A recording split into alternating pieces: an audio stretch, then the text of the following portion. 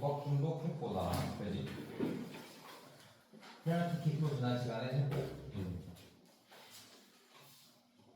요거 세 개는 처음 보네요. 오픈사이드 트랩은 잠깐만.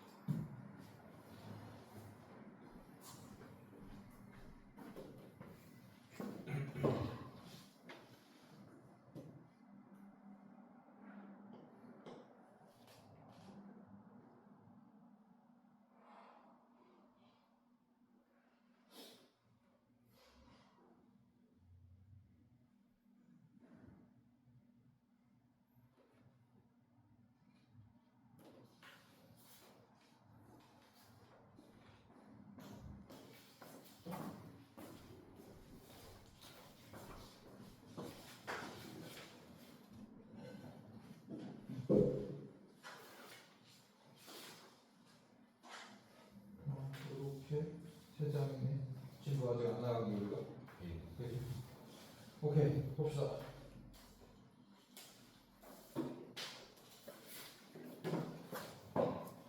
우리가 오늘 볼 지문은요. 학교 진도 페이지 순서대로 나가겠습니다. 뭐가 제일 앞이지? 현대미술부터인가? 얘들아. 그 학교 페이지에서 20페이지가 어디야? 20페이지 가지고 21페이지? 현대미술. 오케이, 현대미술부터 오늘 봅시다. 자, 들어보니까 여러분 3-5 비판적 읽기, 창의적 읽기는 나올지 안 나올지 확실하면 나오면 지금 나왔습니까? 그래서 창의적 읽기. 육지의 배설물은 바다에 쌓인다. 창의적 읽기 나가고 있어요. 이거 나가고 있어. 네, 하루 나갔어요. 오케이, 그럼 얘는 해야겠네. 얘들아, 편의점 지문 나랑 했었지 사실 저번 시간. 저번 시험 준비할 때. 그 우리 한 번 수업했는데 다시 하는 친구들이 5개 정도 있잖아, 그지? 그거는 우리 지금 나가야 될 진도 나가고 마지막에 다시 복습하듯이 할게. 알겠지? 일단 나가야 할 진도를 먼저 나가겠습니다. 그래서 여러분들한테 지금 선택지를 줄 건데 학시부터 할까 자습서부터 할까? 자습서에 3-5 우리 창의적 읽기 안 했잖아. 학시부터 할까 일단? 오케이, 봅시다. 건우 오늘 아파서 못 온다고 좀 말씀드렸어요. 누구? 강건우 아파서 못 온다고. 아, 건우? 오케이.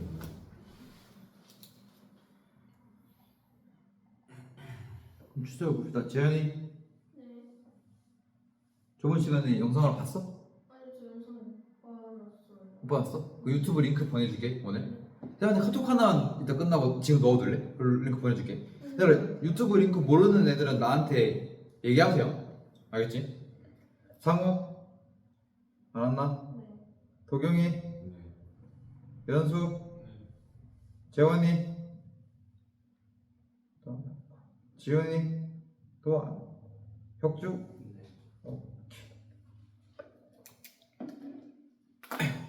학원 유튜브 링크 모르는 사람들은 쌤한테 얘기하십시오. 내가 보내줄게.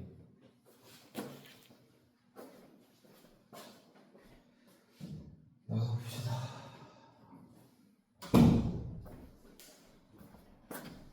자, 예술 지문이다 얘들아, 그지? 예술지문은 이제 우리 인문예술이라는 범주 안에 함께 묶여서 인문지문과 비슷한 궤를 하고 있는 걸로 보고는 있는데요.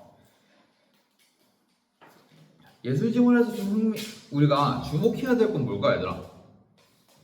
한번 생각해봐. 예술지문에서 반드시 언급되는 게 있거든. 예시입니다. 예시. 인문지문은 무조건 예시를 기반으로 갑니다. 그래서 우리 오늘 볼 지문들 두 개, 인문예술 지문 두 개는 일단 무조건 볼 건데 예시들이 굉장히 구체적으로 있지. 자, 우리 지금 볼 지문은 현대미술의 매력이라는 제목으로 글이 시작이 되는데 현대미술의 매력을 그냥 현대미술을 설명하는 걸로는 글의 주장을 뒷받침하기 굉장히 부족해. 그냥 우리가 단순히 현대미술은 매력적입니다. 이러이러하기 때문입니다. 라고 하면은 조금 접근하기 헷갈리지.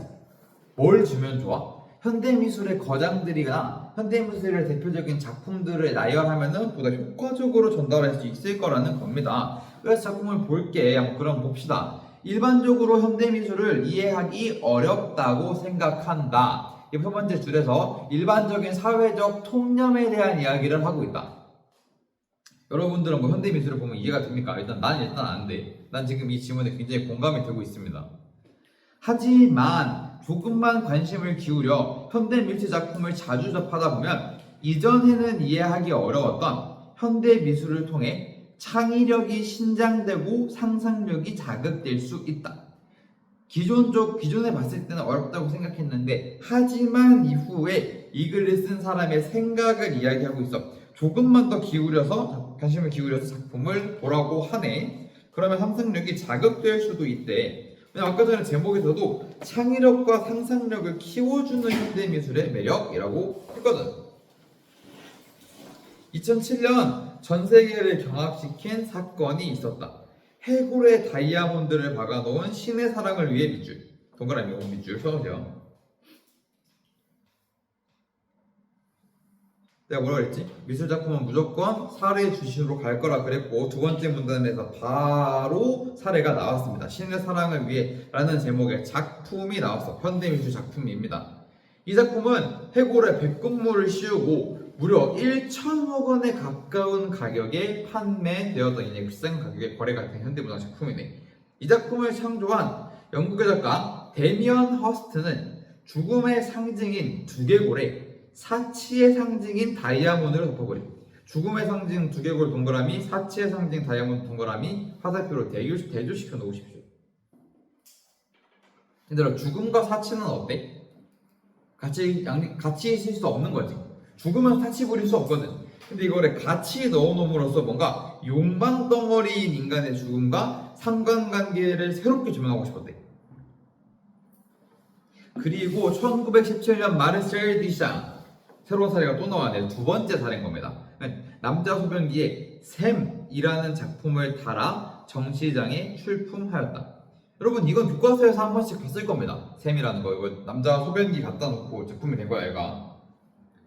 당시 미술관에서는 전시 기간 내내 이 작품을 출품하지 못했고 칸막이 뒤에 숨겨놓았지만 디샹은 이 작품으로 미의 개념을 새롭게 정의한 혁명적인 미술가로 평가받게 되었다. 아까 위에 나왔던 신의 사랑을 위해라던가 샘이라는 작품들이 뭔가 새로운 미술로서의 평가를 받아왔다라는 거야. 이처럼 우리가 내가 방금 말한 걸 또 지문에서 정리해주네. 이처럼 데이미언 허스트와 마르셀 디샹의 작품은 현대미술 작품이라는 소리죠. 현대미술 작품은 지극히 일상적인 소재로도 상식을 뒤집는 창조적인 작품을 만들 수 있다. 얘들아, 지극히 일상적인 소재. 데이미언 허스트에서는 물론 일상적이진 않지만 일상에 있는 소재지. 새로운 창작물이 아니거든. 두개골이나 다이아몬드는. 거기에 뭔가 상식을 뒤집는 거, 혹은 남자 소변기라는 굉장히 익숙한 일상의 도구를 통해서 미술 작품을 만들어낸 거잖아. 창조적인 작품을 만들 수 있다고 합니다. 자, 그러고 얘들아, 지금까지 두 번째 문단에서 제시한 사례는 해외 사례지. 그리고 세 번째 문단에서는 우리나라의 현대미술에서도 라고 이야기합니다. 공간적인 그런 걸 안 두는 겁니다. 그렇다고 얘들아, 그런 게 있지. 예를 들어 지문에서 그렇게 나올 수 있어. 통시적인 관점에서 작품을 관찰하였다. 이거 통시적인 거야? 성시적이지 않은 거야? 통시적이지 않다. 통시적이려면 어떻게 해야 돼? 시간의 흐름이 느껴져야 돼. 해당 지문에서 우리가 시간의 흐름을 느낄 수 있나? 시간의 흐름을 느낄 수 없어. 공간의 이동 정도지만 이건 공간의 이동이라고도 하지 않습니다. 그냥 동서양의 두 작품을 다 얘기해주기 위해서 나온 거야. 그래서 만약 지문의 통시적인 관점을 통해서 라고 이야기하면은 조금 다른 문제가 있을 수 있습니다. 내가 이 얘기를 왜 하냐면 얘들아, 편의점 지문 다시 나오잖아, 그지? 다시 나온다고. 편의점 지문은 우리 통시적이었던 거 기억납니까? 편의점의 발전 과정. 요거는 통시적이라고 굳이 따지면 볼 수도 있거든. 물론 학교에서 그렇게 얘기하지 않으면 아닌 겁니다. 근데 요건 전혀 아니라는 걸 얘기해주기 위해서 말한 겁니다. 편의점도 더 복습할 거야. 우리나라의 현대미술에도 다양하고 흥미로운 작품들이 많다. 우리 주변의 일상에서 소재를 얻어 독창적인 기법으로 특별한 창의력과 상상력을 보여주는 작품이 창작되고 있다. 그러니까 지금 이 글을 쓴 사람의 필자의 생각의 현대미술은 일상적인 데서 소재를 얻어 창의적인 걸 만들어내는 걸 현대미술이라고 하고 있는 겁니다. 그래서 지금 대한민국의 현대미술에도 이렇다라는 얘기를 하는 거야. 먼저 쌀알 작가로 알려져 있는 이동재 작가, 세 번째 사례자, 대한민국의 첫 번째 사례가 나왔대요. 작가는 익숙한 곡물이나 사물 등의 생활 소품을 이용하여 유명 인사의 초상화를 만든다. 쌀알, 곡물 같은 것들을 이용해서 일상적인 소품을 통해서 새로운 예술작품을 만들어냈네. 심지어 인물과 관련 있는 곡물이나 사물 등의 생활 소품을 초상화 자료로 활용함으로써 작가의 창의력을 드러내고 있대. 붙여보자. 이 필자에게 현대미술은 일상적 소재에서 창의적인 게 나와야 돼. 이동재 작가는 어떻게 하고 있습니까? 쌀알이나 사물 등을 통한 소품으로 초상화라는 새로운 문학 작품. 이해할 수 있겠어요, 얘들아? 그렇게 붙여줘야 되는 겁니다. 또 다른 예로도 일상의 소재로 창의적인 게 나와야 되는 거 변함이 없다. 또 다른 예로 사형 후 버려진 물건, 일상에 있는 소재야. 건에 새로운 생명을 부여하기도 한다. 조각가 지용호는 폐 타이어만을 가지고 돌연변이 동물을 만들어낸다. 생명력이 다해 버려진 물건인 폐 타이어 조각으로 공격적인 상어나 날쌘 표범을 닮은 동물을 창조한다. 즉 작가는 폐 타이어를 독창적으로 해석하여 생명력이 느끼는 작품으로 만들어낸 것이다. 생명력이 다해진 물건을 활용해서 생명력이 느껴지게 만들었네. 무에서 유를 다시 창조해냈죠. 근데 그래서 여기 보면은 계속해서 얘가 반복적으로 하고 있는 단어가 뭔지 압니까? 독창적이라는 거야. 독창적, 창의적. 이걸 계속 핵심으로 잡아가야 돼. 보자. 사례 4개 나왔습니다. 해외 사례 2개, 한국 사례 2개. 공통점이 뭐였다? 일상에 있는 것들을 통해서 새로운 작품을 만들어냈다. 이러한 현대 미술 작품들에 대한 사례를 제안을 계속해서 했어. 근데 우리 1문단에서 얘가 말하고자 하는 바는 근데 뭐였지? 현대 미술을 통해 창의력이 신장되고 상상력이 자극될 수 있다 했어. 이거를 설명하기 위해서 우리 2문단, 3문단에서 사례를 갖다 붙인 거라고. 그럼 마지막 문단에서는 이 사례를 바탕으로 하고 싶었던 말을 한 번 더 해야 이 글의 글쓴이가 제가 하고자 하는 바를 효과적으로 제시했다고 볼 수 있는 거지. 이처럼 미술이라는 예술은 우리의 일상적인 삶과 멀리 떨어져 있는 것이 아니라 또 현대미술에서 했던 얘기 하는 거야. 일상에서의 소재라고. 집안 실내 장식, 여러 종류의 게임, 영화와 공연 등 아주 평범한 것들의 미술적 요소가 숨어 있다. 일상적 소재를 통해서 예술작품을 만들어낸다는 것을 반복합니다. 그러므로 평소 미술관이나 갤러리에 들려. 이거 뭐야? 미술작품을 자주 접하는 거야. 얘들아 1문단 문장들이랑 이어붙여 볼게. 그대로 올라보세요. 조금만 관심을 기울여 현대 미술작품을 자주 접하다 보면이, 얘가 지금 여기서 말하는 평소 미술관이나 갤러리에 들려 작품을 찾아보고 감상하는 습관을 갖는 거랑 같은 얘기지. 그리고 마지막 문단 마지막 줄 똑같아. 현대미술을 통해 창의력과 상상력을 신장시킬 수 있을 것이다. 첫 번째 문단 마지막 줄이랑 똑같은 얘기 또 하지. 첫 번째 문단 마지막 줄이랑 마지막 문단 마지막 줄이 똑같은 얘기 똑같이.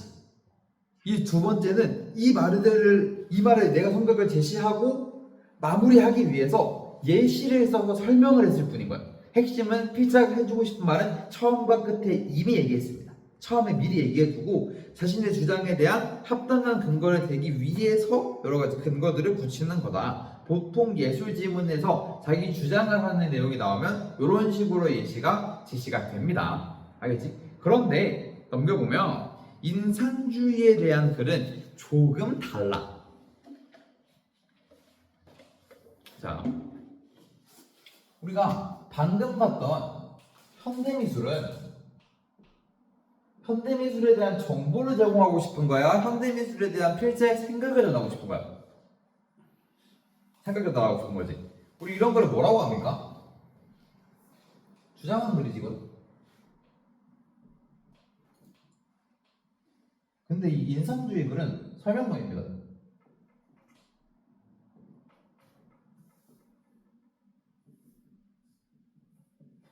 그것이 출제될 수 있는 포인트가 있는데, 주장하는 글이랑 설명하는 글이랑 근본적으로 뭐가 달라? 목적이 다르지. 목적이 다르면 표현하는 방식도 당연히 다르겠지. 설명하는 글은 뭐가 제일 중요할 것 같아? 설명하는 글의 핵심은 뭐야? 객관적이어야지. 그지? 정확한 사실을 전달하는 데 있어서 가장 중요한 게 설명하는 글이야. 그러면 인상주의에서 예시를 사용한다면 자신이 설명하고자 하는 바가 두드러지는 작품들을 제시할 겁니다. 해당 작품들에는 인상주의의 이러이러한 특징들을 담고 있다라고 이야기할 거야. 설명하는 글이기 때문에 그래. 이 글은 주장하는 글이었어. 현대미술에 관심을 가지다 보면 창의력이 늘어날 거니까 너희들도 좀 자주 접해봐 라고 주장의 생각을 주장했어. 그렇기 때문에 주장하기 위해서 내용을 쓴 거야. 그래서 작품에 대한 자세한 설명이 아니라 자꾸 자기가 맞춰놓은 현대미술이라는 개념의 프레임 안에 예시들을 가뒀지. 일상소재, 일상소재에서 그래서 조금 사례 기반이 다르다는 걸 너네가 잡을 수 있게 해줄게. 보자. 사실주의 화가인 쿠르베는 고상하고 우아하며 교훈적이어야 한다는 당시의 지배적, 미적 규범을 어기고 사실주의에 대한 정석적인 특징을 던져. 쿠르베라는 사람이 말한 현실의 소재를 택해 사실적인 기법으로 그림을 그렸다. 사실주의가 나타나기 이전까지의 그림은 우아하고 교훈적이어야 할 때, 그런데 사실주의 화가인 쿠르베를 기점으로 현실적인 소재를 사실적으로 그려야 한다라는 사실주의 화법이 나타나게 된 거야. 그럼 얘들아, 우리 사실주의 화법과 현대미술 비교한다. 사실주의 화법과 현대미술의 공통점은 뭡니까? 미술의 소재가 현실적이다. 대신 사실주의에서는 현실적인 소재를 사실적으로 그려내야 하는 거고, 현대미술에서는 현실적인 소재를 사실적으로 그리다기보단 창의성이라던가 이런 상상력을 가미해서 뭔가 이런 것들 촉발해낼 수 있게 그리는 게 중요하다 그랬지. 쿠르베에 대한 얘기를 계속해서 합니다. 그는 그림의 목적이 교훈적이거나 역사적 사실을 그려내는 데 있지 않고 현재에 존재하는 사건과 대상 가운데 영웅적인 모습과 진실을 밝혀내는 데 있다고 보았다. 사실주의 화가들에겐 현실적인 소재를 사실적으로 그려내는 겁니다. 현실에 벌어지고 있는 일들을 진실에 밝혀내기 위해서 그리는 거야. 인상주의 화가들도 쿠르베와 마찬가지로 이 문장을 통해서 밑줄 한번 쳐보세요. 인상주의 화가들과 쿠르베와 마찬가지로 밑줄을 쳐보십시오. 이러면 인상주의 화가들과 쿠르베의 공통점에 대해서 이야기하겠네. 우리 글의 제목이 인상주의이기 때문에 이제부터 더 주목해서 봐야 됩니다. 오케이. 사실주의, 쿠르베와 같은 사실주의 화가들의 그림의 특징을 알았어. 근데 인상주의 화가들에게도 공통점이 있네. 뭔지 보자. 자신들이 눈으로 본 현실의 풍경이나 대상을 그림으로 그리고자 하였다. 사실주의와 인상주의의 공통점입니다. 현실의 풍경을 대상으로. 다만 그와 달리의 미주. 뭐 나오겠어? 차이점 나와야지. 다만 그와 달리 인상주의 화가들은 이라는 문장을 통해서 우리는 바로 알 수 있는 겁니다. 인상주의와 사실주의의 차이점이 나오겠다. 인상주의 화가들은 시시각각 색이 변하는 상월의 표면에서 반사하는 빛의 인상을 즉흥적으로 표현하고자 하였다. 즉, 밑줄 보세요. 화자가 자연을 보고 느끼는 인상을 그리고자 하였다. 사실주의 화가들은 인상 그리면 돼? 안 돼? 안 되지. 눈에 보이는 걸 사실적으로 그려내라고. 교훈적이고 역설적인 게 아니라 진실을 밝혀내라고. 그런데 인상주의 화가들은 현재 벌어지는 일을 그리기는 하지만 이것을 보고 느끼는 화가의 인상을 그려내고자 했다는 점에서 사실주의와 차이점이 있다는 거예요. 자, 이렇게 인상주의에 대해서 다소 지루하게 설명을 했어. 그러면 이제 예술 지문은 뭐 튀어나온다고 얘들아? 사례가 튀어나올 겁니다. 무슨 사례를 던져야겠어? 인상주의 그림을 이제 보여줘야지. 바로 나옵니다. 인상주의의 대표적인 화가로는 모네가 있다. 모네는 여러분도 뭐 들어봤죠? 알게 모르게. 모네는 물감을 점으로 찍어 사물의 색을 표현하는 기법인 점묘화법을 사용하여. 얘들아 쭉 내려보면 모네 그림이 하나 있다, 그지? 근데 이게 흑백이라서 뭐 그렇게 인상주의의 그 감상을 느낄 수 있게 되어 있지는 않네요. 여러분도 흑백이죠? 그지? 뭔가 이렇게 굉장히 색채를 쓰는 그런 매력에 보는 건데 전혀 파악할 수가 없네. 자연의 순수한 빛을 살리고자 하였다. 즉 물리적으로 색을 혼합하여 초록색을 칠하는 것보다 파란색 점과 노란색 점에 병치하여 멀리서 보았을 때 초록색으로 보이게끔 하여 더욱 선명한 색을 표현해 보았다. 그러니까 뭔가 모네는, 인상주의 화가들은 특히 모네는 색깔을 섞어서 초록색을 만들어낸다기보다 원색에 가까운 것들을 찍어 표현함으로써 멀리서 보면은 걔네가 이렇게 엮여서 보일 거 아니야? 그런 부분에 있을 때 초록색인가? 이렇게 볼 수 있게끔 원색의 이런 색의 인상, 빛의 인상을 볼 수 있게끔 한다라는 겁니다. 순수한 빛의 형태. 자연의 순수한 빛이 뭐겠어 얘들아? 썩지 않은 순수한 색들이겠지.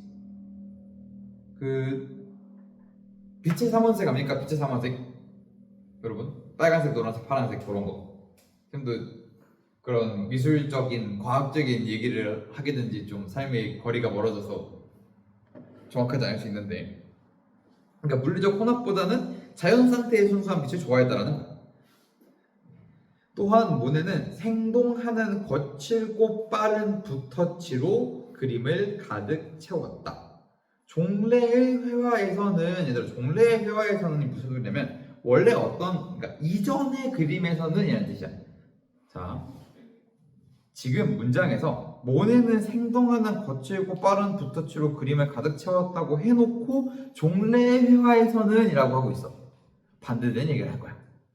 나무와 물, 바위, 사람 등을 각기 고유한 물질성에 따라 묘사하며 물을 그릴 때는 물과 같은 재질감, 물처럼 그려야 되고 내고도 노력했고, 바위를 그릴 땐 육중한 중량감과 우둘투둘한 표면 재질감을 내고자 노력하였다. 그래서 화면에 화가가 칠한 붓터치가 그대로 보이는 것을 용납하지 않았다. 종래의 모네 이전의 화가들은, 인상주의 이전의 화가들은 이런 거친 붓터치가 남아있으면 안 된다라는 거야. 섬세하게 각 사물들에 대해서 묘사하는 게 중요한데, 하지만 모네는 빛의 움직임을 남겨둠으로써 빛의 움직임을 효과적으로 표현해냈다.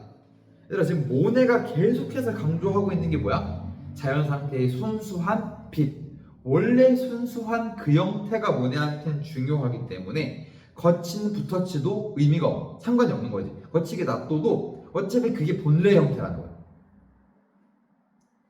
하지만 봐줘 여기까지. 모네를 비롯한 인상주의 화가들에게 동그라미 쳐봅시다. 사물이란 고정불변의 형태와 존재를 지닌 것이 아니었대. 자, 인상주의 이전 사실주의에서는 고정불변의 형태와 존재를 그리는 게 중요했는데 인상주의 화가들에게는 애초에 사물은 고정불변의 형태와 존재가 아니라는 거야. 사고 자체가 다른 겁니다. 그들은 사물을 외부 조건이나 주관적 조건에 의해 변화할 수밖에 없는 존재로 보았다. 그러니까 사실불변한 걸 그리는 게 불가능하다라는 거야. 그러니까 사실주의랑 아예 관점이 다른 거지. 사실불변한 존재를 그대로 옮겨 그린다라는 관점이 아니라 사실불변한 존재는 없다라는 관점인 겁니다.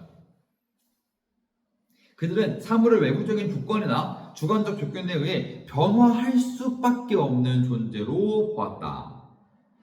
그래서 그들은 사물의 고유한 색을 부정하였으며 사물에 대한 자세하고 입체적인 묘사나 매끄러운 완성도보다는 느끼는 대로 표현하고자 하였다.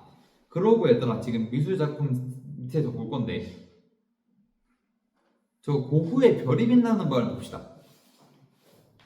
얘들아 이게 실제 있는 걸 말하고자 하는 거야? 지금 뭐 별이 이렇게 빛날 수 있습니까? 없지? 다 인상주의인 겁니다. 이러한 인상주의는 미술의 역사에 있어 매우 중요하고 혁명적인 사고의 전환을 보여준다.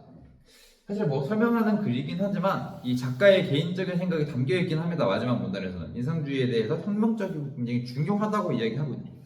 즉 미술은 자연을 묘사하기 위해서나 종교적이고 역사적인 내용을 묘사하기 위해서 존재하는 것이 아니라는 거야.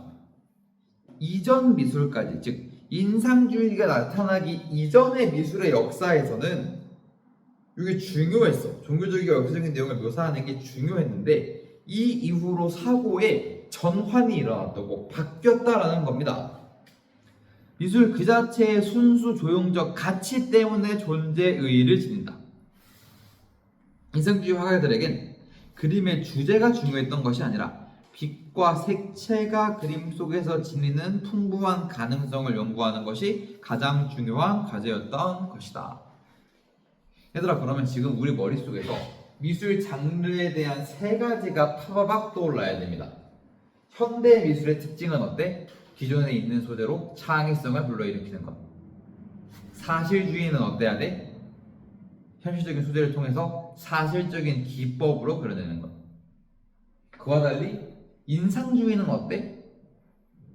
현실에 있는 소재를 택하기는 하나 현실에 있는 이러한 소재는 가만히 있는 게 아니야. 그치? 외부 요소에 의해서 변할 수밖에 없는 존재고 우리는 그 변할 수밖에 없는 존재를 바라보며 우리가 느끼는 바대로 그린다가 인상주의인 거죠. 그래서 그림의 가능성이 넓어졌다라고 설명하는 겁니다. 그래서 인상주의 이후로 가면은 이제 현대미술가 같은 것들이 여러 가지들이 튀어나올 수 있게 되는 겁니다. 이해할 수 있겠습니까? 질문 같은 거 없어요? 뭐 질문 내용이 이해가 안 된다. 다 붙여 읽을 수 있겠어요, 얘들아? 현대미술 지문이랑 연관성도 알겠고 같은 예술 지문으로 묶여 있을 때 이러한 차이점이 있는지도 알아야 돼. 현대미술을 주장하는 글이었어. 그래서 앞뒷 문단이 같은 얘기를 했습니다. 근데 설명하는 글은 그렇지 않지. 오히려 첫 문단은 어떻게 했어? 인상주의가 아닌 그림 화법을 얘기했어. 사실주의를 얘기함으로써 인상주의를 보다 더 효과적으로 설명할 수 있지. 우리가 감각적으로 사실주의 그림들과 비교하면서 머리에 넣은 겁니다. 괜찮아? 이해하시겠습니까? 속도 괜찮습니까? 오케이.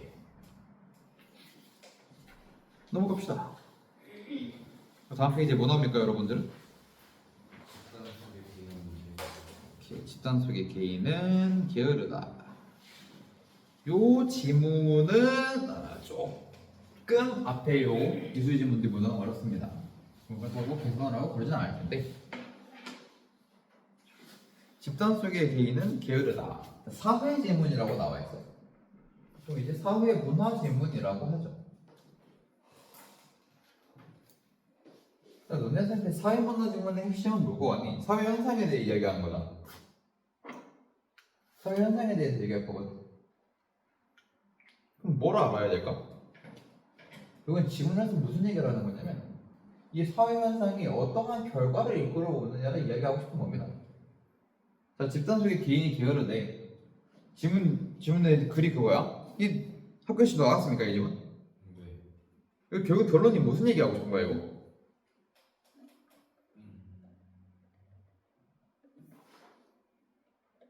사람들이 통합력을 상실하지 않는다는 얘기를 하지. 그러니까 어떠한 일이 벌어지면은 어떠한 결과가 나온다 하잖아. 맨 처음에 제시하는 건 뭐야? 사람들이 모이면 모일수록 대조적으로 개인의 수행이 떨어진다라는 얘기가 기본이야. 그러니까 원인값을 넣으면 결과값을 넣는다. 이러한 사회적 효과 현상이 왜 일어나지?가 시작인 거야. 왜 일어나지라고 하면서 우리 지문에서는 아마 뭐 링겔만 효과라던가 사회테만 현상에 대한 이야기를 할 텐데 그런 현상들을 이야기해 줍니다. 이러한 현상들을 이야기해 주면서 이런 사회 현상 때문에 이런 결과값이 일어나고 있어요 라는 이야기를 하는 거야. 지문을 읽으면서 보겠습니다.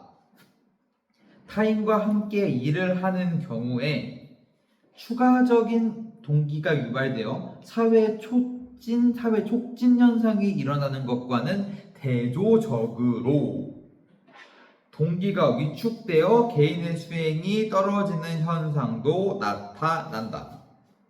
전제 조건을 겁니다. 사회적 현상에 대한 전제 조건을 걸어. 타인과 함께 일을 한 거야. 타인과 함께 일을 하면은 결과값이 두 개가 나올 수 있대. 뭐란 거야? 얘들아? 동기가 그죠? 사회 촉진 현상이 일어나기도 해. 사회 촉진 현상이 벌어지기도 하고요. 개인 수행 능력이 떨어지기도 합니다. 그리고 특정한 사회 현상이 벌어졌네. 두 가지 결과값이 나온대. 그 결과값에 대해 설명해 줄 가능성이 높습니다. 그럼 보면은 이를 처음으로 주목한 사람은 프랑스의 공학자인 막스 링겔만이다. 그는 학생에게 밧줄을 주고 이를 당기는 힘을 측정하였다. 막스 링겔만의 사회 실험이 등장합니다.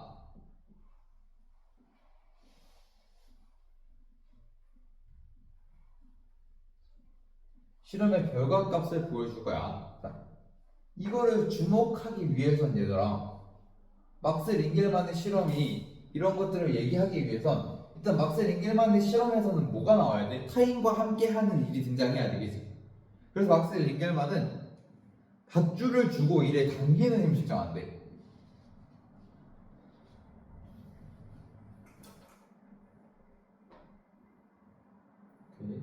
학생들에게 밧줄 당기기를 시킨 겁니다. 실제 시험 결과가 나오죠. 그 결과 개별적으로 당길 때는 평균 85kg의 힘이야. 한 명일 때는 85kg이네. 그래서 나 7명이 동시에 당길 때는 1인당 평균 65, 14명이 동시에 당길 때는 61kg. 7명일 때는 65, 14명일 때는 61kg이래. 사람 수가 늘어날수록 사람 숫자는 계속 늘어나고 있는데 힘은 어때? 내려가고 있지. 무슨 말이야? 이 실험 결과값만 보면 지금 우리 뭘 알 수 있어? 개인 수행이 떨어진다는 걸 알 수 있는 겁니다. 그래서 제목에서 집단 속 개인은 게으르다라는 말을 한 건가? 라고 생각을 할 수 있는 거죠. 집단의 크기가 증가함에 따라 개인이 쏟는 힘의 크기가 감소하는 것을 보았다. 이 현상을 그의 이름을 따서 링겔만 효과라고 하며 태만스러운 행위라고 해서 사회 태만 현상이라고도 부른대. 타인과 함께 일을 하면 개인 수행이 떨어지는 이러한 것을 링겔만 효과라고 부릅니다. 링겔만 박사님 찾았으니까 이름은 붙여도 되지. 이 현상은 여러 연구에 나타나는데 특히 잘 나타나는 과제는 밧줄 당기기, 고함 지르기, 박수치기 등 단순 과제였으나 최근에는 직접 과제 수행에서도 관찰되고 있다. 원래는 이렇게 단순한 것들이었어. 힘을 쓴다거나 소리를 지른다거나 박수치는 소리라던가 이러한 것들을 이야기했는데 요새 가면 갈수록 뭔가 지적 수준에 대한 이야기도 나오고 있다라는 겁니다. 사회 태만 현상의 원인은 크게 두 가지로 볼 수 있다. 자, 봐봐요, 여러분. 맨 처음에 타인과 함께 일을 하면 되는 거에 대한 사회 현상의 뜻이 있어? 다른 두 결과가 나왔지? 자, 개인 수행 현상에 대한 원인이 두 개가 있대. 이렇게 달을 뻗는 겁니다. 사회 지문은. 왜냐면 결국에는 사회 지문은 뭐 우리가 수능도 나오는 지문들은 그렇지 않은 경우가 많지만 보통 사회 지문을 쓰는 이유는 사회에 긍정적인 영향을 끼치기 위해서 하는 거거든. 그러니까 결론적으로 사회에 긍정적인 영향을 위해서 개인 수행 능력치가 떨어지는 건 좋은 일이야, 안 좋은 일이야? 안 좋은 일이지. 그래서 열심히 일해야 될 거 아니야, 사회 입장에서는. 그렇기 때문에 원인을 빨리 찾아야 됩니다. 첫 번째 원인부터 봅시다. 하나는 동기의 감소이다. 사회 태만 현상이 나타나는 과제는 집단적 수행 과제이며 개인의 기여도가 집단 수행에 묻혀 드러나지 않는 과제들로 행위자 자신 및 관찰자가 개인 수행 기여도를 알지 못한다. 자, 첫 번째는 동기 감소. 왜냐면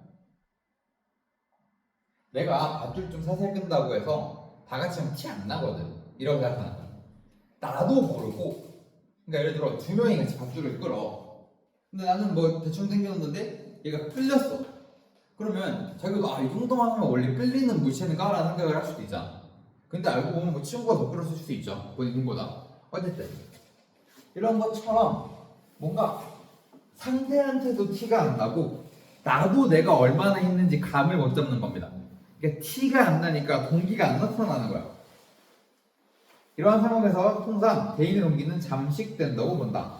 따라서 링겔만 효과를 방지하기 위해서는 개인의 기여도를 알 수 있는 피드백 체계를 확립하는 것이 한 방법이 된다. 자, 동기를 모르는데 동기가 감소한데 그 이유는 뭐냐면 티가 안 나서.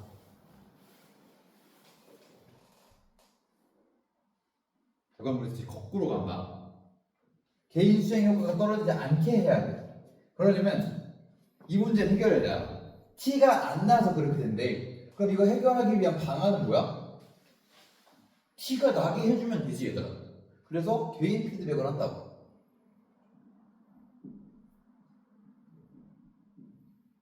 계속해서 인간 사회에 좋은 결과물을 도출해내기 위해서 가는 거야.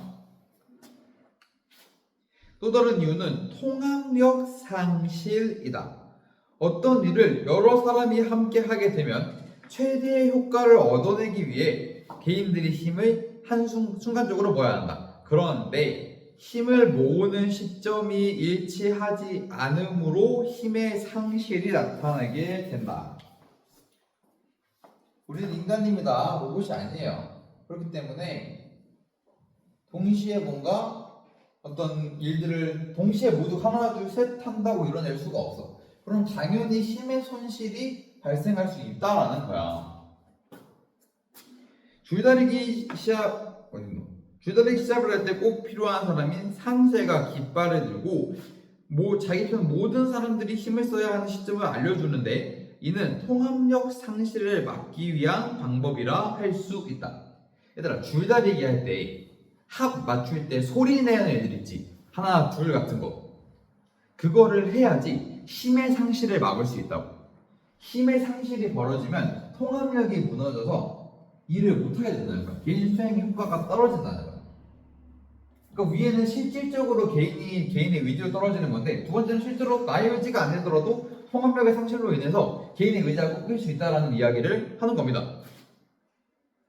링겔만 효과는 단순한 과제에서 주로 나타나고 과제가 복잡한 경우에는 참여자들이 나태해질 수 없기 때문에 덜 나타난다. 아까 우리 예시로 든 거 지금 뭐야? 밧줄 당기기지. 밧줄 당기기는 쉬운 일입니까? 어려운 일입니까? 수행 과정을 통해 보면 쉬운 일이거든. 단순한 일이거든. 그렇기 때문에 사람들이 링겔만 효과가 나타날 수 있다는 거야. 그런데 얘들아, 친구들이랑 같이 너네 모의고사 수학 30번을 풀어야 된다고 해봐. 그 링겔만 나오나? 아니지. 머리 짜매고 고민해야 되지. 그런 겁니다. 아울러 집단 수행에 대한 개인적 보상이 클수록 링겔만 효과는 나타나지 않는데, 왜냐면은 아까 전에 동기 감소가 링겔만 효과가 발생하는 이유라 그랬거든. 그지? 그러니까 그 개인의 보상이 크면은 링겔만 효과가 나타나겠지. 셰퍼드와 라이트는 문제 해결 과제에 대하여 되도록 많은 해결책을 제시하도록 하면서 일부 집단에는 실험실을 떠나도 된다는 보상을 제시하고 다른 집단에는 그러한 보상을 제시하지 않았다. 그러니까 이러한 링겔만 효과 이후에 또 다른 실험이 나왔습니다. 셰퍼드와 라이트라는 사람들이 문제 해결에 대해서 다시 한번 실험을 가했는데 보상을 제시한 것과 보상을 제시하지 않은 실험 두 개를 만들어 놓고 비교를 했는데 보상을 제시받은 집단에서는 링겔만 효과가 나타나지 않았대. 근데 얘들아, 얘네한테 준 보상이 뭐지?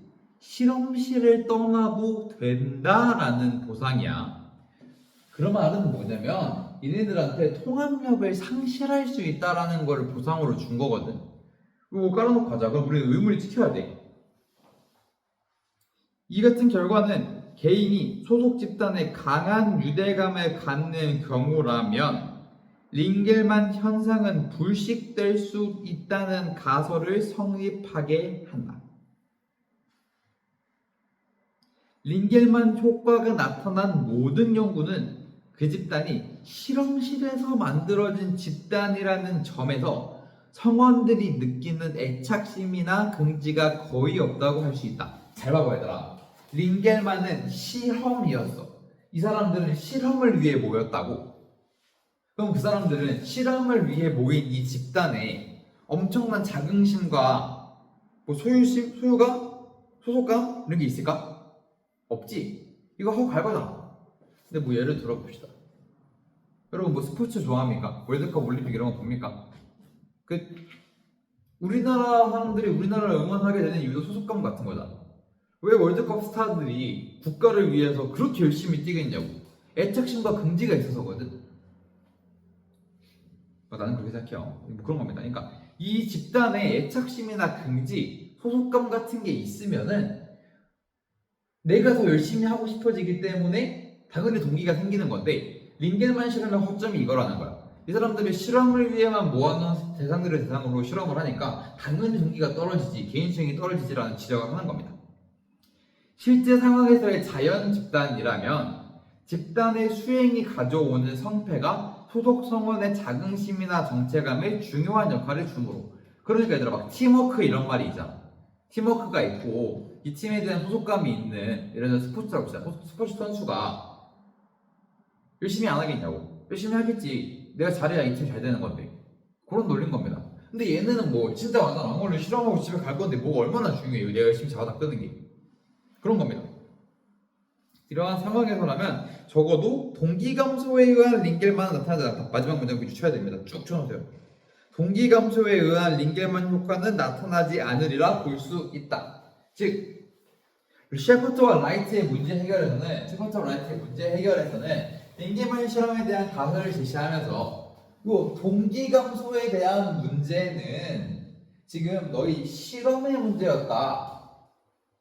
당연히 동기가 감소하지 소속감이 없는데 자연 상태에서 애들끼리 모인 소속이라면 소속감이 있기 때문에 동기 감소에 의한 링겔만 실험 결과 링겔만 효과는 벌어지지 않을 것이다. 그런데 2번은 얘기했어 안 했어? 통합을 상실에 대한 얘기는 합니까 안 합니까? 안 하지? 얘도 이거는 못 받아준 거야. 이해하시겠습니까? 다른 특정한 사건이 벌어졌어. 두 가지 효과가 나왔습니다. 이 사건을 해결하기 위해서 첫 번째 실험이 등장했고 이것에 대한 원인을 두 개로 분석을 했어. 근데 이 원인 분석을 하고 보자니 생각해보니까 이 실험에 문제가 있는 거야. 그래서 두 번째 실험을 통해서 소속감에 대한 부분을 준 겁니다. 소속감 부분에 대한 것을 해석을 하니까 동기감도 당연히 일어나는 거네. 그러면 자연 상태에서 소속감이 굉장히 높은 집단에게는 링겔만 효과가 벌어지더라도 원인이 동기 감소에 대한 원인은 아니겠구나라는 이야기를 하는 거예요. 이해할 수 있겠습니까? 동기가 당연히 있을 거라는 거야. 근데 이렇게까지 보면 사회생활 제일 중요한 게 뭐야? 관계성. 그지? 갔다 왔다 붙일 수 있다라는 거. 특정한 사건 발생, 결과값 발생, 분석. 요거를 잡아가는 게 굉장히 중요한 겁니다. 물론 조금 더 어려운 건 요 경제 지문이라서 남은 시간 30분 동안 요 경제 지문을 볼 겁니다. 환율 봅시다. 다음 페이지 환율 맞죠? 여러분? 환율 맞아? 왜냐면 사회문화가 결국엔 법경제 지문이라는 뜻이거든. 뭐 여러분한테는 희소식일 수도 있겠지만 여러분 수능 칠 때 경제 지문이 그렇게 어렵지 않을 겁니다. 여러분도 학교 안 가나 목요일날? 그지? 수능이 아니라서 이제 한 5일만 지나면 여러분들이 고3이네요. 이제 여러분 차례입니다. 보니까 수특 책표지 투표도 시작됐던데 수특 책표지가 예쁘더라고. 여러분 수특 책표지 예쁘면 불수능입니다. 늘 그래왔어. 수특 책표지 예쁘면 불수능이야. 근데 뭐 이거는 뭐 미신 같은 거고 뭐 꼭 그게 아니더라도 여러분의 수능은 불수능일 수밖에 없습니다. 여러분들이 교육과정 마지막 수능이기 때문에 그러니까 여러분 이후 수능은 굉장히 많이 바뀌죠. 선택 과목도 많아지고 그렇기 때문에 한 번에 가는 게 다른 포맷에 적응하는 게 쉽지 않습니다. 아마 교수님들이 할 수 있는 온 힘을 다해서 지문의 라인들을 털어놓지 않을까 라는 생각이 들기는 합니다. 불수능이지 않을까. 제 선생님들도 가장 많이 몰리겠지. 내후년까지 보지 않겠죠. 또 포맷 바뀐 거 적용해야 되니까. 그럼 뭐 5수, 6수 이렇게 하는 애들은 그 병적으로 하는 거기 때문에 그렇게 신경 쓸 필요 없습니다. 어차피 걔네가 너네보다 못해. 내가 항상 하는 말인데 한 3수까지는 걔네가 진짜 잘하거든. 3수 넘어가면 사실상 여러분이랑 상태가 비슷합니다. 얘네는 병이야 병 거의. 요즘에 있어도 할 수 있는 말이야. 얘네는 그 수능 중독입니다 이거. 도박이랑 비슷해. 우리가 도박 중독 지문 봤지? 왜 도박이었어? 조금만 더잖아. 얘네도 조금만 더거든. 넘어가면. 친구들아 파이팅 해라. 아직도 수능을 쉬었지. 쉴 수도 있지. 내가 있으면 좋겠습니다. 그 주변에 의사 친구가 하나 있으면 참 좋을 것 같다라는 생각을 해요. 이왕이면 한의사로. 경제 좀 봅시다. 여러분은 뭐 경제에 관심이 많습니까? 뭐 아직은 뭐 그렇게 경제에 관심이 많은 라인은 아니죠. 경제 활동을 하지 않으니까. 특히 환율에 대한 이야기입니다. 뭐 뉴스만 틀면 환율이 어떻다 해서 여러분 이 스케치법도 했는데 그리고 뭐 해외여행을 가도 알 수 있게 되죠. 첫째문에서 되게 우리가 쉽게 접할 수 있는 사례에 대해 이야기합니다. 이탈리아의 유명한 식당에서 피자와 스파게티를 먹고 나면 우리나라 돈을 낼 수 없다. 한 나라의 돈은 해당 국가에서만 유통되기 때문이다. 돈에 대한 이야기를 하네. 우리나라 돈 못 씁니다. 이탈리아에서. 그래서 해외여행을 가려면 은행에 가서 우리나라 돈을 여행하고자 하는 나라의 돈으로 교환해야 한다. 일본에 가면 엔으로, 중국에 가려면 위안으로, 미국에 가려면 달러로 환전해야 한다. 우리나라 돈 얼마를 외국 돈에 얼마로 교환할 것인지를 생각해야 하는데 이 교환 비율을 환율이라고 합니다. 자국 화폐와 타국 화폐의 교환 비율인 거야. 그 환율은 교환 비율입니다.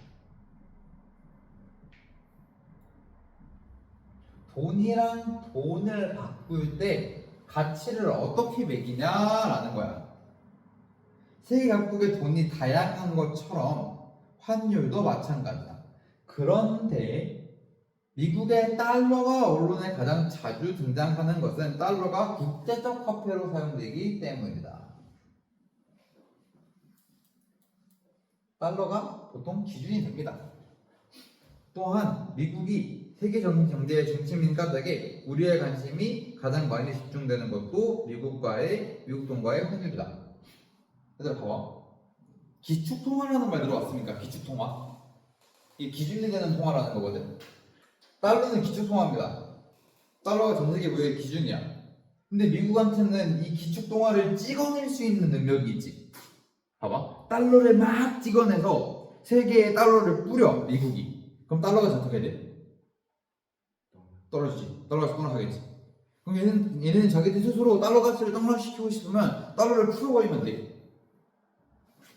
그러니까 이러니까 미국이 세계 강국으로서 달러 환율을 조절할 수 있다는 겁니다. 환율을 표시하는 방법으로는 두 가지 종류를 생각해 볼 수 있다. 첫째는 우리나라 원화를 기준으로 표시하는 것이다. 1원은 0.01달러 또는 0.01달러는 1원, 분의 1원 같이 1원은 몇 달러에 해당하는지 표시하는 방법이다. 다른 하나는 1달러는 1,000원. 자, 그러니까 가보자. 환율은 일단 기준이 두 가지가 있는데 첫 번째는 자국 돈 1 기준으로 하냐, 다른 거 하나는 타국 돈 1을 기준으로 하냐라고 하는 겁니다. 우리나라는 보통 달러 얘기할 때는 1달러 기준으로 많이 얘기합니다.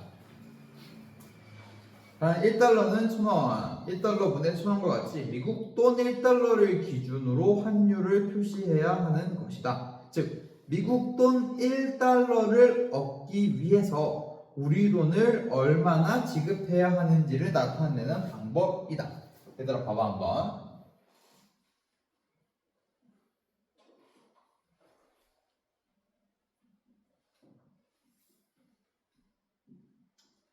이렇게 적어놓읍시다. 1달러를 바꾸려면 우리 돈 얼마 내야 된다는 거야?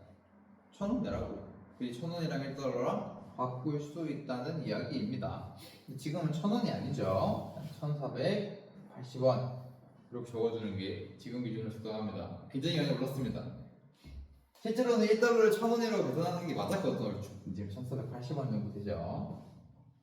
지금 이제 N도 이제 1에는 980원대에 돌입을 했기 때문에 굉장히 위기입니다. 팀이 그 1월에 일본 여행 가야 되는데 자꾸 엔화가 오릅니다. 큰일입니다. 지금 자꾸 숙박비가 매일매일 아침마다 바뀌고 있어요. 숙박비가 이제 1엔일 때 980원이지만 얘들아 10엔일 때부터는 좀 기준이 바뀌거든. 자꾸 오르면 숙박비가 자꾸 비싸져요. 물론 선생님은 940원일 때 얘네 바꿔놨습니다. 기적을 해냈다. 이런 겁니다. 이런 건 또 방식으로 알아도 좋지. 얘들아 계속해서 이런 게 올라. 무슨 말이야? 원화 가치가 어떻다라는 거야? 원화 가치 평가가 절하당하는 거지. 얘네가 안 바꿔주는 거 아니야? 이 돈 안 주면. 그러니까 강대국이랑 같이 비교를 하자면 달러 안 바꿔주는 거거든. 즉 미국 돈 1달러를 얻기 위해서 우리 돈을 얼마나 지급해야 하는지 나타내는 방법이다. 두 가지 방법 중 어떤 방법으로 표현하듯 돈의 가치에는 변함이 없다. 그치? 사실 이거 두 개는 표기의 문제이기 때문에 돈의 가치는 똑같은 거야. 그러니까 우리 돈 1원의 기준으로 0.001달러라고 써놓든 1달러 기준으로 1,000원이라고 써놓든 그거는 이거는 표기의 문제이기 때문에 이 두 개를 바꿔 쓴다고 돈의 가치가 달라지진 않아. 기준으로 삼는 돈이 원화인지 달러인지 차이가 있을 뿐이다. 다만 미국 달러가 기축 통화 중 하나이기 때문에 일반적으로 후자로 쓴다. 내가 말한 거 이거죠. 일반적으로 1달러에 얼마라고 쓰는 겁니다. 왜냐면 달러는 기축 통화거든. N도 보통 이렇게 씁니다. N화. 위안화도 이렇게 씁니다. 얘는 다 기축 통화거든. 원은 기축 통화가 아직 아니죠. 기축 통화 되면 좋겠다. 한편 환율과 원화 가치는 일종의 시소 게임이다. 얘들아 시소 게임이라는 단어에 동그라미를 좀 쳐두고요. 이 지문에서 핵심은 이 시소 게임을 이해하는 데 있습니다. 얘들아 시소가 뭐니? 요거지. 선생님 어릴 때 시소랑 그네가 그렇게 헷갈리더라고. 놀이터 나가는 거 안 좋아해서 가는데 아직도 한 번씩 헷갈려요. 시소는 이거 들고.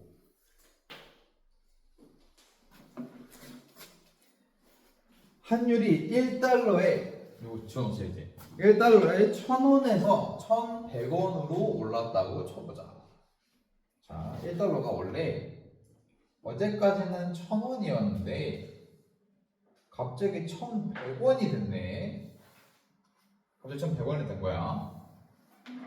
지금까지 미국의 돈 1달러를 사기 위해선 1,000원만 내면 됐는데 이제는 1,100원을 지불해야 한다. 즉 우리 돈의 대외 가치가 하락한 것이다. 맞지 얘들아? 이제는 1,000원 준다고 1달러 안 준대. 1,100원 주래. 왜냐면은 이 돈의 가치가 하락한 거야. 왜? 보통 기축통화를 기준으로 보는 겁니다. 우리가 이걸 기준으로 해서 볼 거야. 이걸 기준으로 얘 숫자가 바뀌었지. 얘 숫자가 떨어진 거야. 원화 가치가 하락한 겁니다. 이와 같이 우리 돈의 가치가 하락하는 현상을 원화가 절화됐다고 말합니다. 그런데 여기 되게 중요하다 얘들아. 여기에서 한 가지 재미있는 점을 발견할 수 있다. 환율이 올랐다는 것과 원화 가치가 하락했다는 것이 같은 의미인데 오르고 내리는 방향이 서로 반대라는 점이다. 보세요. 얘들아, 환율이 1달러 1,000원에서 1달러 1,100원이 됐어. 그럼 우리는 이러한 상황을 뭐라고 말한다고? 환율이 그렇지 올랐다라고 얘기해야 돼. 이거랑 같은 말이 뭐냐고? 뭐라고? 그렇지 원화 가치가 그렇지 떨어졌다.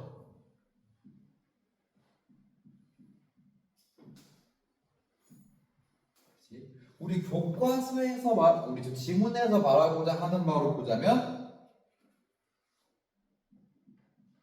뭐라고 말하냐? 이제 원화가 절하되었다라고 표현합니다. 무슨 말이야? 반대말이지. 시소 맞습니까? 이러면 오르면 내리고 내리면 오르고, 그지? 요래서 시소라고 한 거야. 얘네랑 시소가 아니라 표현이 시소라는 거였네. 시소의 양 끝엔 환율과 원화 가치가 타고 있어서 환율이 오르면 원화 가치는 내리고 원화 가치가 오르면 환율은 내리게 된다. 시소처럼. 이러한 점에서 환율과 원화의 가치는 일종의 시소 게임이라고 하는 것이다. 그럼 한번 해봅시다. 1,100원에서 갑자기 1달러에 이제 990원이 됐다고 생각해보자. 그럼 얘들아 환율이 어떻게 된 거야? 내렸지? 원화 가치가 어떻게 된 거야? 오른 거지. 그럼 이제 원래는 1,100원 줘야 1달러 받을 수 있었는데 이제는 990원만 줘도 1달러 받을 수 있다는 얘기입니다. 시스도 맞지? 우린 이거를 환율이 내렸다라고 얘기하고요. 이 질문에서 얘기하진 않지만 절상되었다라고 원화 가치가 올라갔다라고 이야기하는 겁니다. 이런 두 가지 실소 관계를 파악하는 게 중요하다. 물론 환율로는 더 어려운 문제를 낼 수 있기도 합니다. 왜냐면 이제 숫자 계산이 가능하잖아, 너희가. 그래서 원달러 환율을 계산시킬 수도 있고요. 뭐 N이랑 비교를 해서 그런 거지. 1엔도 주고 1달러도 주고.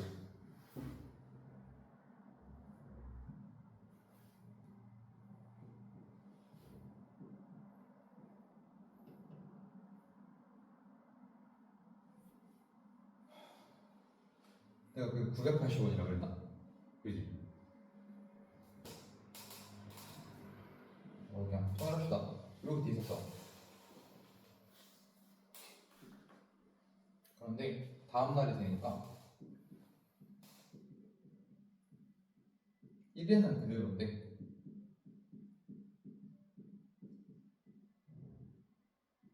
이러면 누가 오른 거야? 이제 달러가 올랐지. 달러가 그만큼 뭐야? 달러 가치가 오른 거지. 그럴 때 우리는 무슨 말을 할 수 있냐면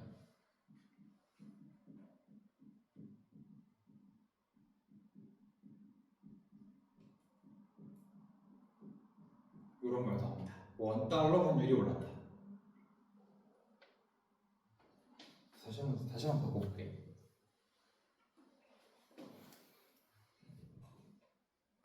이 상황에서 환율이 가장 많이 내려간 나라는, 그러니까 본인 한그 환율 가장 오른 나라는 워낙 자신의 가치가 가장 떨어진 가장 내려간 나라가 어디야?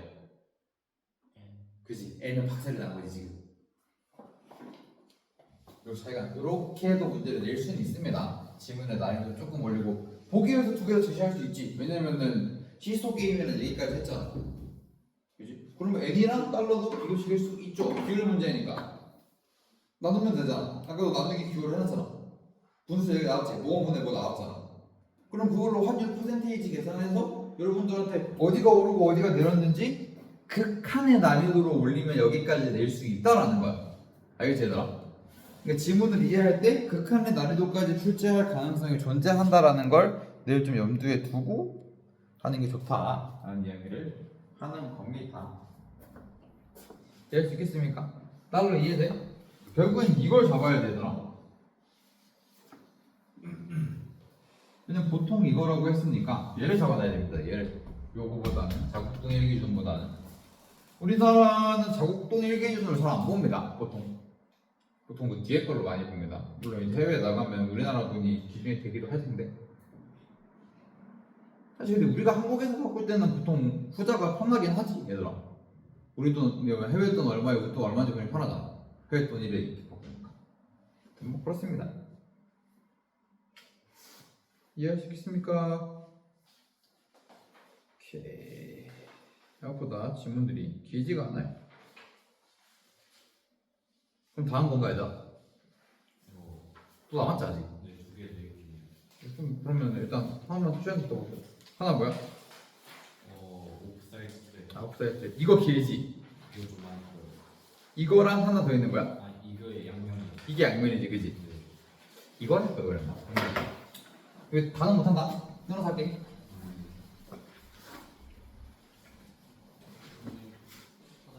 갔다. 저도 못하는 갔다 왔어. 여기 좀 쉬고 있어. 갔다 왔어.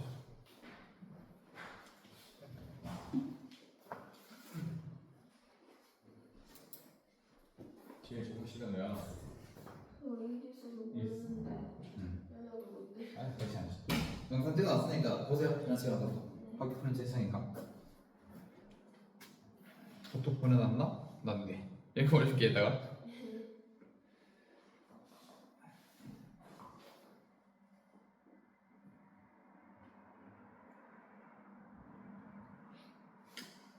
지문이 엄청 어렵진 않죠 여러분. 지금 학교에서 주는 지문은 막 모의고사도 난이도는 아니는데 문제를 어떻게 낼지 감이 안 잡히긴 합니다. 솔직히 말하면 이건 그냥 좀 세밀하게 지문을 외워두는 게 중요하지 않을까. 내용을 집중해서 나올 것 같기는 해. 그러니까 아까 내가 막 환율 얘기할 때 그렇게 구체적으로 붙이는 게 말장난을 좀 할 수 있다 이 정도.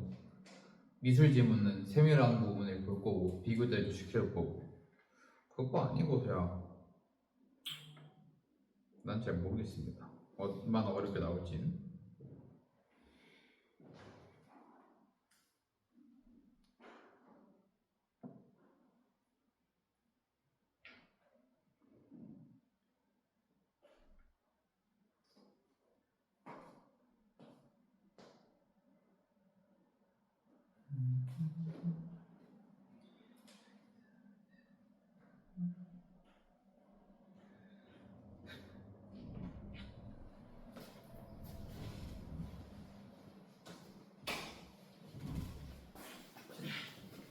그래서 봅시다. 뭐한 반 정도, 한 문단 정도는 볼 수 있을 것 같기는 한데 최대한 한번 가볼게.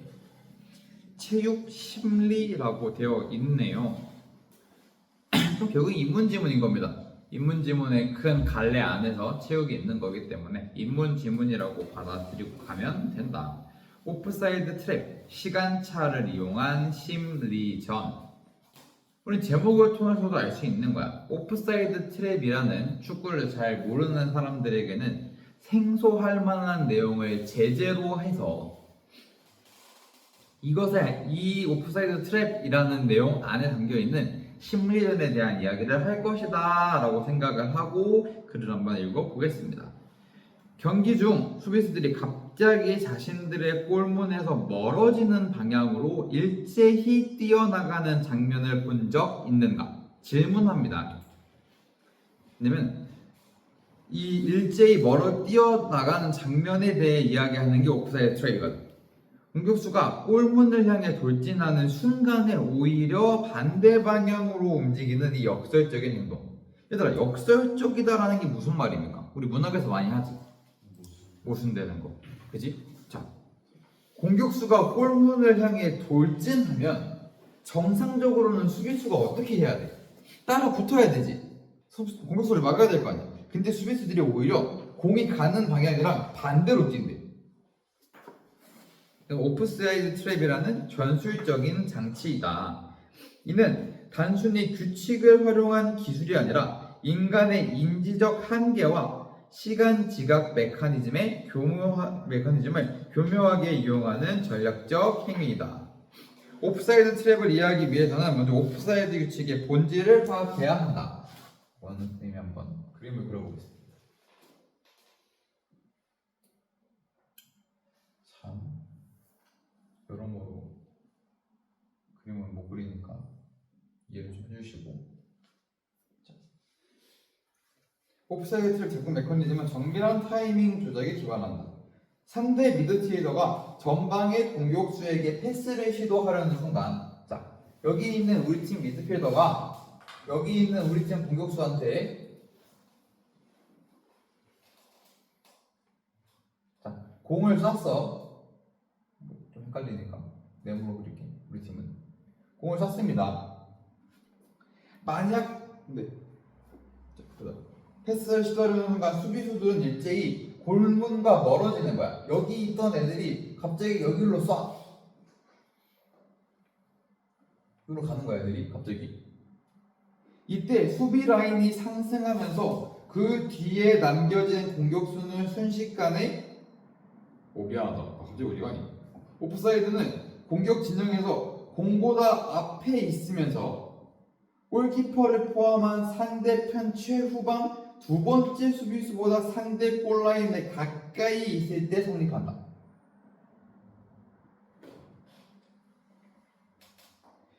여기서 결정적으로 중요한 것은 판정의 기준 시점이다. 오프사이드 여부는 패스를 하는 선수가 공을 차는 순간의 위치 관계로 결정되며 공을 받는 선수가 공을 받는 순간이 아니다래. 자, 여기 뭐 축구 좋아하는 사람 있습니까? 딱 기억 나보네. 자, 여기 있는 중간에 있는 미드필더가 전방에 있는 공격수한테 공을 빵 패스를 해주려고 하고 있는데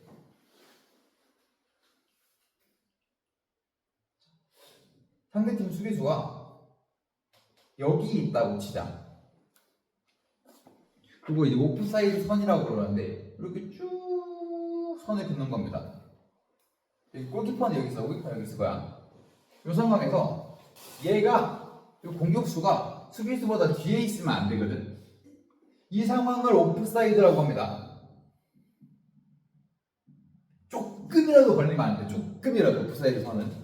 근데 이게 얘가 공을 받을 때가 아니라 얘가 공을 쏘려고 할 때가 기준이라는 거야. 다시 말해서 공격수가 최전방 위치에 있다고 해서 곧바로 오프사이드 반칙이 선언되는 것이 아니라 그 위치로 패스가 이루어지는 순간 오프사이드 반칙이 성립되는 것이다.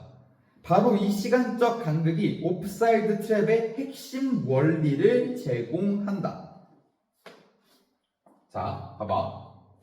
평소에는 공이 여기서 돌고 있으면 얘가 얘보다 더 뒤에 있든 말든 상관이 없어. 그냥 옵사이드가 아닌데 요 미드필더가 전방에 있는 이 공격수를 보고 공을 빵 차려고 하는 순간에는 얘가 여기 있지 말고 여기 있어야 되는 거야. 얘가 여기 있으면 옵사이드 반칙, 공격자 반칙인 거야. 공격자 반칙. 그래서 그거를 이용하기 위해서 사용하는 게 옵사이드 트랩이라는 거야. 오프사이드 트랩의 작동 메커니즘은 정밀한 타이밍 조작에 기반한다. 상대 미드필더가 전방의 공격수에게 패스를 하려고 시도하는 순간 얘네가 여기서 팡 치고 나와서 오프사이드를 안 뜨는 거라고. 이 순간을 기억하면 순간을. 이때 수비 라인이 상승하면서 그 뒤에 남겨진 공격수들은 순식간에 옵사이드 위치에 놓이게 된다. 만약 이 순간 패스가 이루어지면 공격수는 옵사이드 반칙으로 플레이가 중단된다. 근데 얘들아 이거 쉽지 않겠지? 여기 수비 혼자 있지 않을 거 아니야? 요 위치에 수비가 한 3-4명 있었을 거라고. 뭐 이렇게 있었겠죠. 3-4명 정도. 물론 이제 현대 축구에서는 지금 축구조에 현대 축구에서는 얘네가 여기 있진 않습니다만. 자, 근데 여기 내가 패스하라는 걸 봤어. 근데 얘네가 나보다 앞에 있어. 그래서 이 순간 이 4명이 일제히 팡 튀어나가는 거야. 얘보다 앞으로 팡 튀어나가요. 4명이 일제히. 그러면서 얘보다 다 앞으로 팡 튀어나오면 팡 튀어나오는 순간과 얘가 튀어나오는 순간이 일치하면 옵사이드지. 그러면 옵사이드 반칙으로 옵사이드 트랩을 쓴 건데 잘 생각해봐. 근데 이거를 팡 쏘는 순간은 얘가 이용해서 안 쐈어. 그럼 지금 공간적으로 어떻게 돼? 공간이 완전 무너지는 거지. 그러니까 이런 심리적인 싸움을 하는 겁니다. 성공적인 옵사이드 트랩은 공격 기회를 무산시킬 뿐만 아니라 수비 진영에서의 공격 진영으로 경기장의 주도권을 이동시킨다. 수비 라인이 높게 형성되면 상대는 빌드업을 위한 공간이 축소되고 역 압박에 취약해진다. 그러니까 이제 요 수비수들 4명이 여기 있어야지 이 공간까지는 우리 팀일 거 아니야, 그치? 근데 얘네 여기까지 이렇게 기어 올라와. 우리 팀 공간이 이만큼밖에 없어지는 거야. 그래서 수비수들이 이렇게 빌드업하러 올라오는 게 위험한 거라는 거죠.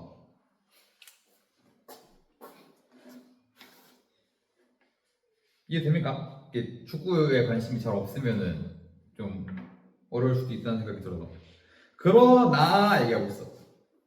얘들아, 지금까지 우리는 무슨 얘기를 했습니까? 오프사이드 트랩과 오프사이드 반칙에 대해서 얘기했어. 그지? 그리고 그거를 규칙 적용을 비트는 거라고 얘기했다. 맞지? 이런 규칙이 있어서 이걸 비트려고 얘네가 트랩을 쓴다 그랬어. 근데 거기에 그러나를 붙였네.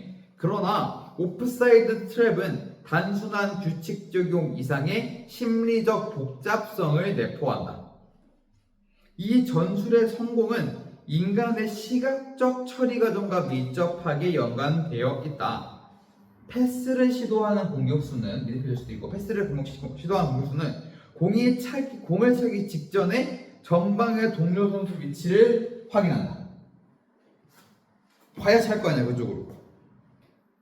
이 시각 정보가 뇌에서 처리되고 운동 명령으로 전환되어 실제 킥이 이루어지기까지 최소 0.2에서 0.3초의 지연이 발생한대. 여기 있는 애가 공을 쥐고 얘를 보고 얘한테 차야겠다라고 생각하는데 0.2에서 0.3초가 최소한 걸린다고. 무조건 지연이 있는 거야. 이 짧은 순간에 수비수들이 이동하는 겁니다. 이 인지과정 순간에 수비들이 팡 튀는 거지. 발생한다. 이 짧은 순간 동안 수비수들이 전방으로 이동하면 패스하는 선수가 인지한 공간 배치와 실제 공을 차는 순간의 공간 배치 사이에 불일치가 일어난다. 이 0.3초 사이에 불일치가 발생한다는 거야. 즉 공격수는 여기서 말하는 공격수는 패스를 주려는 사람입니다. 패스를 주려는 사람은 자신의 판단 시점과 실행 시점 사이의 시간차로 인해 이미 변화된 상황을 인식하지 못하고 얘네가 여기 있는 게 아니라 여기 있는데 지금 여기 걸려 있는데 이 상황을 인지하지 못하고 이 위치에 공을 쏜다라는 거야. 그럼 어떻게 되겠어? 오프사이드지. 오프사이드 트랩의 실행은 집단적 동시성이라는 까다로운 조건이 요구된다. 왜냐면 얘네 다 튀어나와야 되거든. 일반적인 수비 라인은 3명에서 5명의 수비수로 구성되는데 이들이 정확히 같은 시점에 같은 속도로 전방으로 이동해야 된다. 만약 한 명의 수비수더라도 타이밍을 놓치거나 이동 속도가 느리면 오프사이드 트랩은 실패하고. 봐봐 얘들아. 축구 생각하면은 뭐 이렇게 공격을 이렇게 하고 있었을 거야. 네모팀이. 이 세모팀이 이렇게 있다가 이렇게 수비를 하고 있다가 얘 오프사이드 트랩 만들려고 얘네가 팡 뛰쳐나갔어. 근데 눈치 없는 한 놈이 얘가 안 나간 거야. 타이밍을 못 맞춰서. 그럼 이 공 얘한테 줘도 오프사이드 아니지 지금. 그럼 이 상황에서 얘보다 뒤에 있는 건 얘밖에 없거든. 얘가 여기로 수비하러 들어오겠지. 일단 얘는 여기 이만큼 넘어갔기 때문에 얘가 이만큼 들어갈 공간도 만든 거고 얘가 이렇게 수비하러 들어오면은 이만큼 얘가 들어올 공간도 남은 거야. 그러면 공격팀 입장에서는 공격 공간이 어떻게 돼? 텅텅 비는 거지 지금. 여기가 완전 빈 거야 지금. 이해할 수 있어?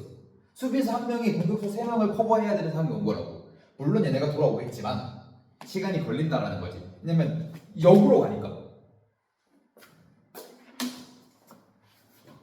그 수비수 뒤의 공간은 공격수에게 치명적인 기회를 제공하게 된다. 이는 협응 문제로 알려진 조직 행동의 전형적 사례이다.